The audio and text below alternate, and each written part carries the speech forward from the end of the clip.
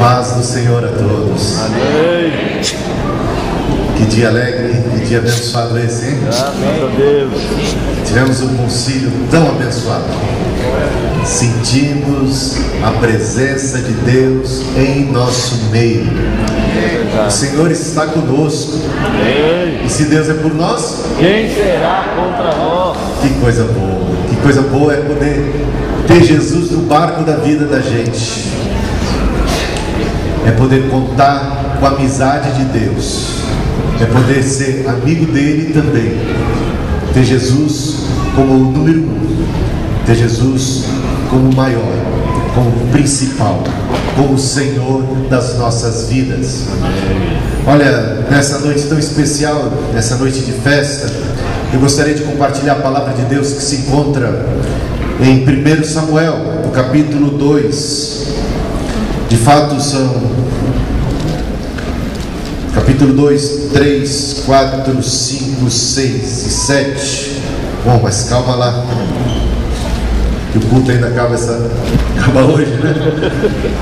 Eu não vou ler tudo isso não, mas é baseado numa história que está contada com todas as letras nesses capítulos, no início do livro de Samuel, 1 Samuel, a partir do capítulo 2. Vocês já ouviram falar sobre os filhos de Eli? Os filhos de Eli. Há pouco tempo passou um filme no cinema, né, cujo nome era O Livro de Eli. Agora nós vamos falar dos filhos de Eli. Eli, um sacerdote de Deus. É bom saber isso. Eli foi sacerdote em Israel por 40 anos. Eli, os seus filhos, fez dos seus filhos também sacerdotes. E seus filhos Ofni e Finéias, esses dois homens, também foram sacerdotes. Sacerdotes de Deus, do povo de Deus. Eram eles levitas. Eram pastores do rebanho de Deus. Mas algo terrível aconteceu, que levou o povo de Deus à derrota. E esse algo terrível foi o pecado. O pecado que entrou na vida de Ofni e de Finéias. O pecado, irmãos, é algo muito sério. Tem gente que brinca com o pecado. Tem gente que acha que pode dançar com o diabo e que não vai sair chamuscado. É como brincar com fogo. É como brincar com cobra. Ofni e Finéias, os filhos de Eli, sabe, quando eles eram adultos e serviam como sacerdotes, diz aí, Ofni e Finéias eram filhos de Belial. Ofni e Finéias eram profanos. Ofni e Finéias eram pecadores contumazes. Ofni e Finéias, eles não tinham temor de Deus, respeito algum pelo Senhor. Ofni e Finéias não estavam nem aí para a palavra de Deus, para os mandamentos de Deus, para a vontade de Deus. Embora fossem sacerdotes, representantes do Deus Altíssimo, eles eram devassos, profanos. Sabe o que fizeram eles? Eles chegaram a ponto de se prostituir com mulheres, fazendo uso da autoridade que eles tinham como sacerdotes de Deus. Eles assediavam as mulheres e se prostituíam com elas na frente da tenda da congregação, ou seja, na frente do templo, diante da arca do Senhor. Ofni e Finéias praticavam abominações, imoralidades sexuais, e não se contentavam apenas com isso. Ofni e Finéias roubavam o dinheiro da casa de Deus, não se contentavam com seus salários, eles tomavam da parte que pertencia única e tão somente ao Senhor, o Rei da Glória. Ofni e Finéias cometeram muitos erros, e seu pai Eli, o sacerdote, devia repreendê-los. Ele era então ali o sumo sacerdote, o sacerdote maior. Quando viu que os sacerdotes da casa de Deus, seus filhos, Ofni e Finéias, praticavam tais coisas, ele os repreendeu primeiramente, mas os repreendeu de maneira muito meiga, e não houve mudança. Os filhos de Eli não obedeciam ao pai.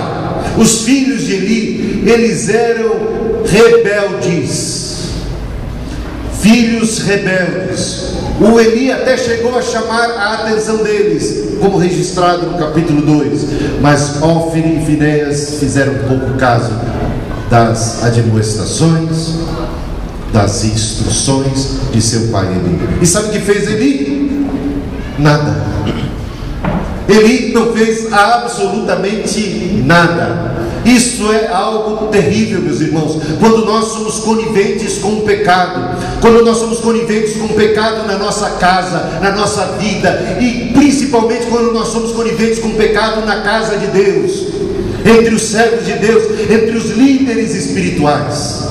Eli, quando viu que Ofni e Finéias continuavam nas suas práticas abomináveis, continuavam roubando a casa do Senhor, continuavam praticando prostituição e imoralidade, ele nada fez. E diz aqui o Senhor muito irado, diz aqui o Senhor nosso Deus muito bravo com Eli.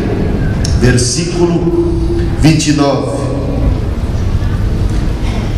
do capítulo 2: Por que pisais aos pés os meus sacrifícios e as minhas ofertas de manjares que ordenei se me fizessem na minha morada? E tu, porque honras a teus filhos mais do que a mim? E tu, porque amas a teus filhos mais do que a mim, diz o Senhor. E tu, porque honras mais os teus filhos do que a mim, porque você tem mais cuidado com seus filhos, porque você é todo cheio de dedo com seus filhos e não se preocupa com a minha santidade, com o meu coração.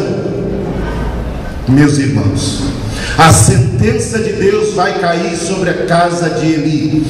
Vão morrer Eli, vai morrer Ofni e Finéias no mesmo dia, por causa do pecado. E por causa do pecado dos sacerdotes, por causa do pecado dos líderes do povo de Deus, por causa do pecado dos servos de Deus, que deveriam ser modelo e exemplo para o povo, sabe o que aconteceu? Aconteceu que não apenas Ofni e Finéias foram punidos, não apenas Eli foi severamente punido, porque o pecado, meus irmãos, de Deus não se zomba. O que o homem plantar, o homem vai colher. Sabe, não apenas eles foram afetados. Diz o texto bíblico já no capítulo 4 que houve uma guerra do povo de Israel contra os filisteus, e nesta guerra eles perderam a primeira batalha, 3.000 homens morreram. E aí eles disseram assim: vamos trazer a arca, porque Deus é conosco, nós somos o povo da arca da aliança, vamos trazer a arca. E pediram que Ofni e Finéias conduzissem a arca na frente do campo de batalha, para que com a ajuda da arca, com a ajuda de Deus, eles vencessem a batalha. Tem muita gente que peca e pede para ser abençoado. Tem muita gente que peca, continua pecando e continua orando para ser abençoado. Meus irmãos, eu vou dizer uma coisa para vocês abrirem os olhos. Cuidado com o pecado, porque se a gente der ocasião para o pecado, se a gente agasalhar o pecado na nossa vida, não tem vitória para nós, não. Tem a derrota diante do inimigo. A palavra de Deus é clara: não deis lugar ao diabo. E esse povo agora quis celebrar um grande culto com a arca de Deus, os sacerdotes de Deus, Ofni e Finéias, conduzindo a arca. E veja só o que diz o capítulo 4: que culto não foi aquele?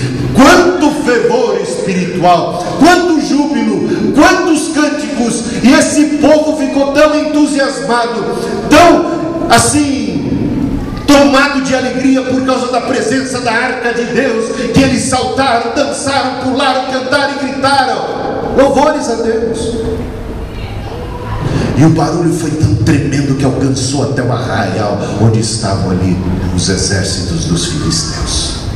Olha só, um júbilo e um barulho e um fervor. Mas irmãos, fervor, júbilo sem santificação, veja no que dá. Culto sem santidade, veja no que dá. Esses fizeram um culto para inglês ver, pro forma, no exterior algo fascinante, algo fantástico, mas sem a essência, sem a comunhão com Deus, sem corações rendidos à presença do Santo. Lá estavam eles celebrando, cantando, pulando e adorando a Deus com a arca da aliança, crendo que a presença dela era suficiente.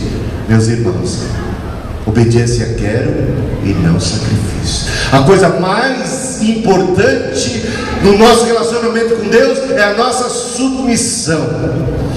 Nós o chamamos de Senhor e devemos tratá-lo como tal, e devemos obedecer a Deus, porque se nós desobedecermos a Deus, nós não temos a bênção de Deus sobre nós.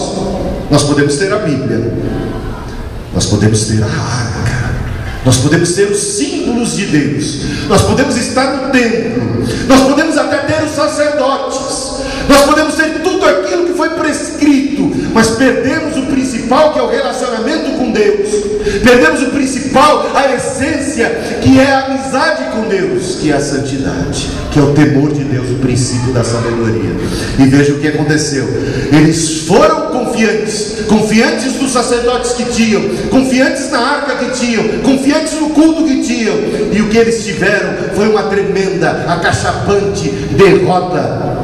30.000 foram mortos. Eles ficaram totalmente arrasados. O povo perdeu. O povo perdeu e algo terrível aconteceu. Hófni e Finéias foram mortos nessa batalha. E a arca da aliança foi tomada como um trunfo pelos filisteus, que agora tinham a arca da aliança como seu trunfo. Quando Eli soube da morte de seus filhos, Hófni e Finéias, quando ele soube que a arca da aliança agora estava nas mãos dos filisteus, Eli caiu da cadeira, quebrou o pescoço e morreu. A palavra de Deus se cumpriu. Foi sentença de Deus sobre os sacerdotes. Irmãos, percebam bem, os sacerdotes desempenham um papel vital na sociedade. Nós, como igreja, somos um corpo de sacerdotes, um reino de sacerdotes. Nós, como igreja, devemos e temos a missão de sermos sal da terra e luz do mundo. Mas quando nós fracassamos, nós trazemos maldição para a nossa pátria, trazemos maldição para a nossa família, trazemos maldição para o nosso bairro, trazemos maldição para todos que estão à nossa volta. A desgrama não nos alcança única e exclusivamente, mas ela se estende a todos aqueles que deveriam estar debaixo da nossa cobertura espiritual. E foi terrível a derrota. E agora, sabe, a arca vai parar lá no templo do Deus dos filisteus, chamado Dagon. E eles colocam a arca aos pés da estátua de Dagon. Que vergonha, que vexame, o povo de Deus derrotado. A arca da aliança agora aos pés de um ídolo pagão, de um Deus falso, e eles tripudiando em cima da arca da aliança. E eles agora, quem canta a vitória são os filisteus, e dançam, e exaltam, e louvam o seu Deus, porque quando havia batalhas entre eles, eram também interpretadas como batalha entre os deuses dos povos. E ali então estava, diante daquela vitória, os filisteus estavam celebrando o seu Deus maior, o seu Deus maior do que Jeová. E a arca da aliança ali como um trunfo, aos pés do ídolo Dagon. Que coisa terrível. Mas sabe de uma coisa? Quando você fracassar, se você vier fracassar como sacerdote de Deus, se o povo de Deus fracassa, Deus jamais fracassa. Se o nome de Deus está sendo blasfemado por causa do nosso mau comportamento, por causa da fraqueza moral da igreja, Deus vai se manifestar para honrar o seu nome, porque o nome de Deus precisa ser exaltado. Se as pedras, não, se os homens, se os sacerdotes, se os fariseus, se os sacerdotes falham em honrar e temer o Santo Deus, as pedras clamarão. E sabe como as pedras clamaram? Esse Deus Dagom de pedra, esse Deus Dagom de pedra foi encontrado na manhã do dia seguinte, caído aos pés da arca de Deus. Caído aos pés da arca de Deus, meus irmãos. As pedras clamarão. Era aquela pedra dizendo: eis aí o verdadeiro Deus, o único e verdadeiro Deus é Jeová. Os filisteus ficaram atônitos, botaram a estátua deles de pé novamente, e no dia seguinte aconteceu mesmo. Não apenas isso, pragas começaram a cair sobre o povo filisteu, tumores, eles tiveram tumores generalizados, uma epidemia alcançou aquele povo, e eles começaram a relacionar as coisas, desde que trouxemos a arca, desde que ela chegou até aqui, caiu já algumas vezes o nosso Deus aos pés da arca, e mais que isso, estamos sendo abatidos por uma praga, por uma maldição. Nós estamos mexendo com Deus verdadeiro. Eles ficaram muito temerosos, eles tiveram o temor de Deus. Repare bem, os filisteus tiveram o temor de Deus que Ofni e Finéias jamais tiveram em suas vidas, porque Ofni e Finéias diante da arca de Deus se prostituíam.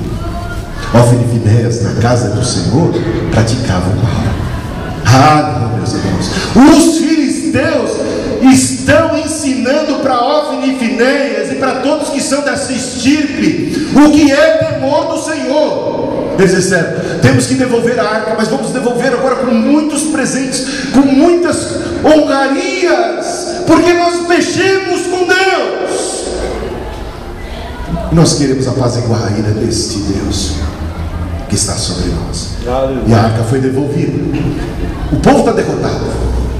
Mas muito antes, meus irmãos, muito antes de Ofni e Finéias morrerem, Deus já estava prevendo todas as coisas e estava levantando um garoto, estava levantando um guri. Ofni e Finéias eram filhos de Eli, mas Eli também, podemos dizer assim, tinha um outro filho, um filho adotivo, alguém que foi criado na sua casa, aos seus cuidados, filho de Ana, que nasceu já por milagre de Deus, por uma provisão divina. Aquela que era estéril deu à luz a Samuel, e esse menino foi consagrado a Deus desde o berço, e foi criado pelo sacerdote Eli. E esse garoto que cresceu vendo os maus costumes de seus irmãos mais velhos, Ofni e Finéias, nunca foi atrás, nunca usou aquilo como motivo. Olha só as amizades que tive, olha só o mundo em que vivi, o que eu podia fazer, eu tinha muitas más influências. Mas ele, tendo todas essas más influências, ele fixou os olhos em Deus, e desde pequeno crescia no conhecimento e na sabedoria do Senhor, no temor do Senhor. Era um garoto santo, era um garoto separado, era um garoto que tinha o temor de Deus. Amém. Meus irmãos, olha só o chamado de Samuel, que coisa linda, capítulo 3. E diz o texto no capítulo 3, com todas as letras, com letras poéticas: o jovem Samuel servia ao Senhor perante Eli. Naqueles dias a palavra do Senhor era rara e não havia visões, as visões não eram frequentes, mas também não é para menos. Quando tem pecado não tem palavra do Senhor, quando tem pecado não tem visão do Senhor, quando tem pecado não tem manifestação do Senhor. A mão, o braço do Senhor está estendido para nos abençoar, mas são os pecados da gente que fazem separação entre nós e nosso Deus. Era rara a palavra, era rara a visão, mas, meus irmãos, Deus se levantou e manifestou sua palavra e deu uma visão ao guri, ao garoto. E diz aqui: certo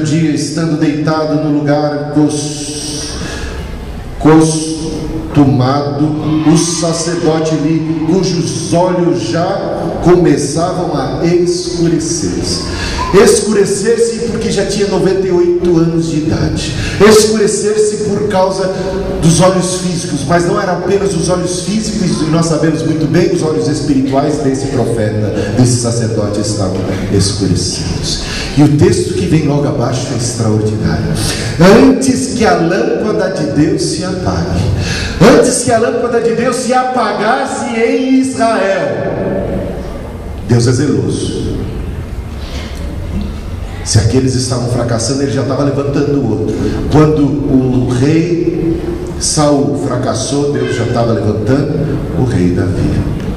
Antes que a lâmpada de Deus se apagasse, que coisa, o Senhor chamou o menino Samuel. Samuel, sabe o que ele disse? Fala que o teu servo ouve. Muito diferente de Ofni e Finéias, não é? Fala que teu servo ouve. Ofni e Finéias não ouviram jamais a palavra. Eli disse: olha, quando você ouvir mais uma vez, diga assim: fala que teu servo ouve. E Samuel obedeceu a voz do profeta Eli, do sacerdote Eli. Ele obedecia o seu pai, ao contrário de Ofni e Finéias, que eram rebeldes. E ele obedecia a Deus. Fala que teu servo ouve. E sabe, terminando já, capítulo 7, melhorou, né? Acho que foi rápido, chegou rápido lá. Capítulo 7, o que diz o capítulo 7? Conta a história de como foi que Samuel, líder agora, um homem honrado por Deus, erguido no meio daquele caos social, caos político, um povo derrotado, humilhado, agora de posse da Arca da Aliança, novamente resgatada por conta daquilo que eu compartilhei com vocês anteriormente. Temos agora Samuel tendo que enfrentar uma batalha contra os filisteus. Os filisteus, passado já algum tempo, passado já algum período, os filisteus voltam a fazer guerra com o povo de Israel, voltam a guerrear. E agora, o povo de Israel está muito mais enfraquecido que antes, porque já 30 mil soldados haviam sido mortos da batalha anterior. E mesmo assim, meus amados irmãos, Samuel agora reúne o povo. Lembram quando Ofni e Finéias reuniram o povo e houve aquele culto, aquela celebração? Agora é Samuel o sacerdote, agora é Samuel o líder espiritual que reúne o povo. E reunindo o povo, ele conclama o povo ao arrependimento. Não é isso que está escrito aí? Conclama o povo ao arrependimento e diz: vamos orar. Ofni e Finéias não fizeram uma oração. Ofni e Finéias não confessaram os pecados seus e nem os pecados do povo. Naquele culto de Ofni e Finéias não houve quebrantamento, não houve corações compungidos, não houve contrição, não houve arrependimento, não houve oração, não houve humildade na presença de Deus, não houve temor do Senhor, apenas um arrogante, uma petulância espiritual, apenas um culto de confissão positiva. E vocês sabem muito bem do que estou falando. Um culto de confissão positiva. Eu declaro, eu decreto, eu tomo posse. Mas, meu irmão, antes de declarar, de tomar posse de qualquer bênção de Deus, é preciso que você seja um servo do Senhor, humilde, quebrantado e arrependido. Glória a Deus. Antes de qualquer cântico de vitória, é preciso haver arrependimento, é preciso haver submissão, meus amados irmãos. Veja aqui, ele diz: confessemos o nosso pecado, pecamos, Senhor. E ele se inclui. Pecamos, é a confissão, o verdadeiro culto. E haverá um barulho nesse dia, meus irmãos. Mas o barulho que vai acontecer nesse dia não é um barulho que vem da terra e que vai lá para o céu, não. É um barulho que vem lá do céu, que alcança a terra. Em resposta à oração, em resposta ao arrependimento, em resposta à confissão.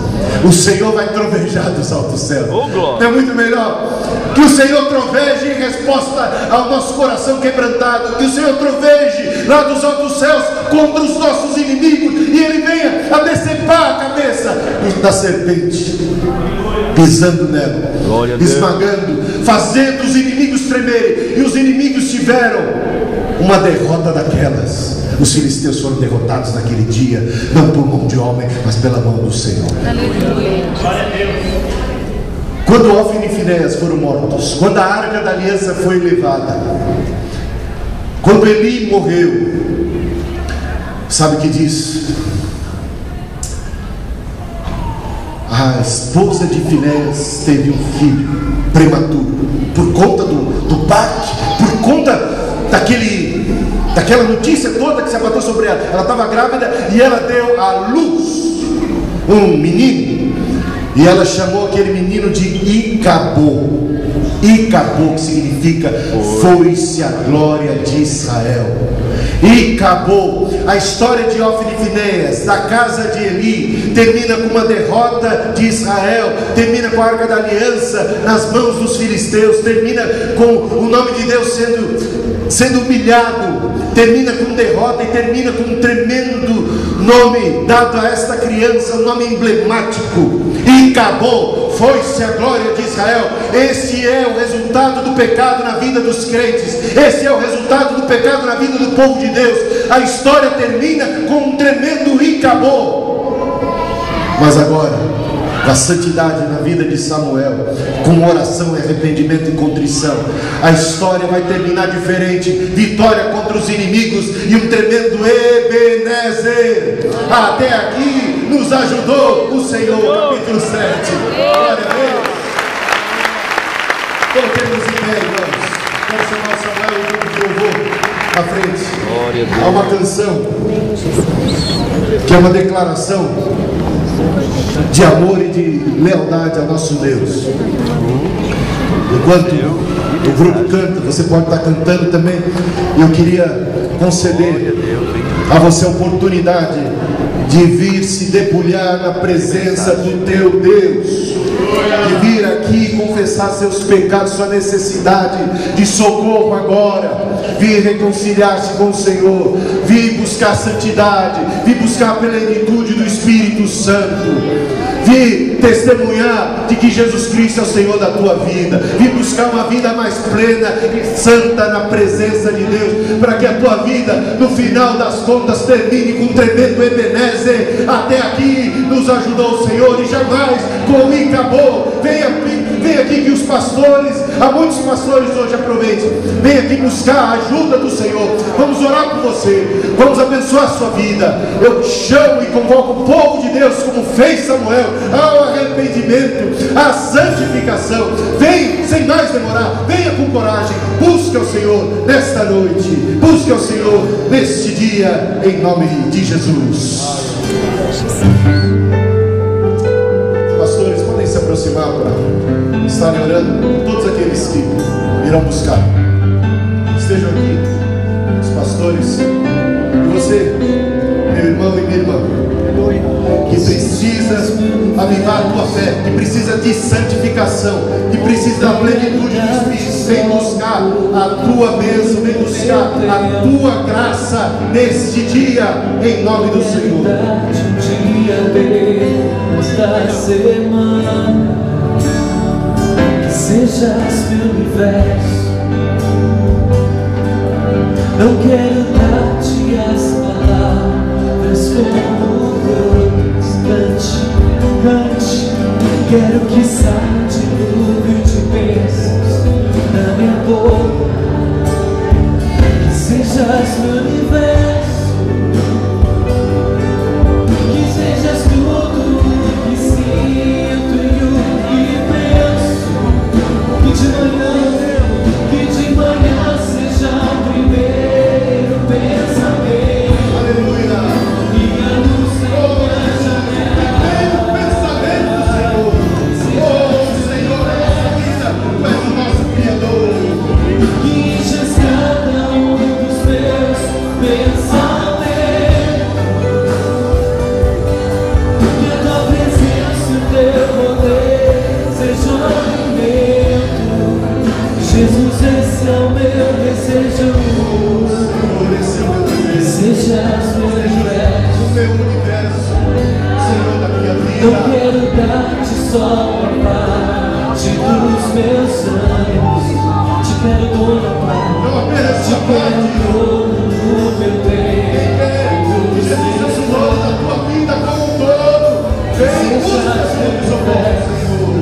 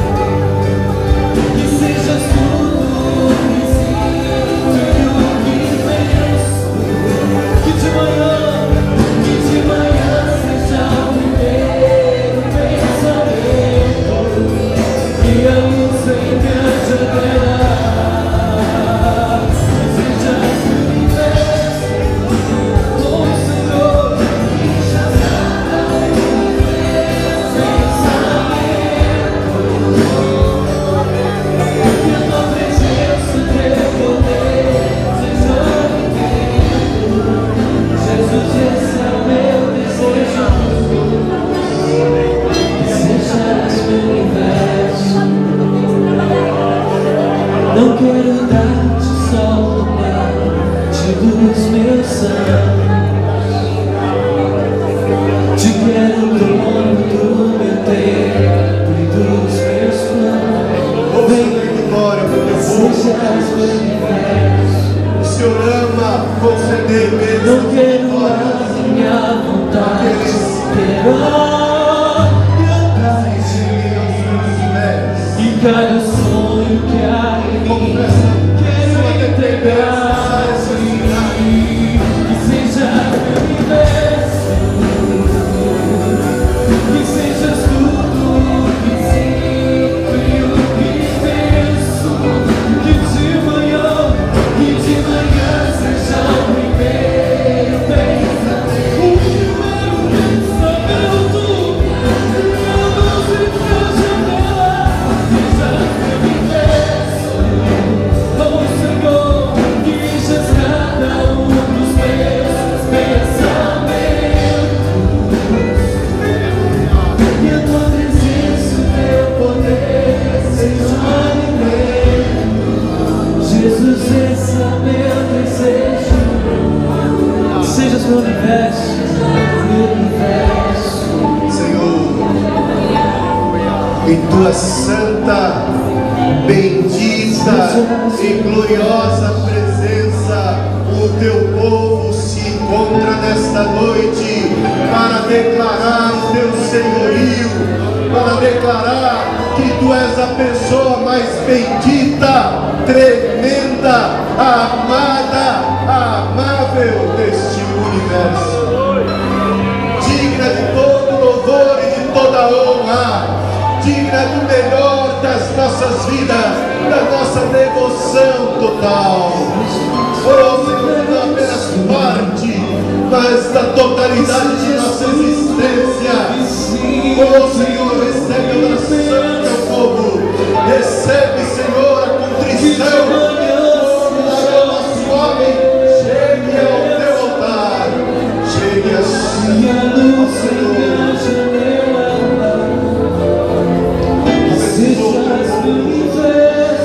santifica o teu povo, concede a plenitude do teu Espírito a todos, a crianças, jovens, ó Deus, adultos e aos anciãos da igreja. Jesus, esse é o meu desejo. Sua igreja, que sejas meu universo, que sejas tudo que sinto e o que penso. Que de manhã seja o primeiro pensamento e a luz em minha janela. Que sejas meu universo, que enchas cada dos meus pensamentos. Que a tua presença e teu poder seja o alimento. E Deus, esse é o meu desejo.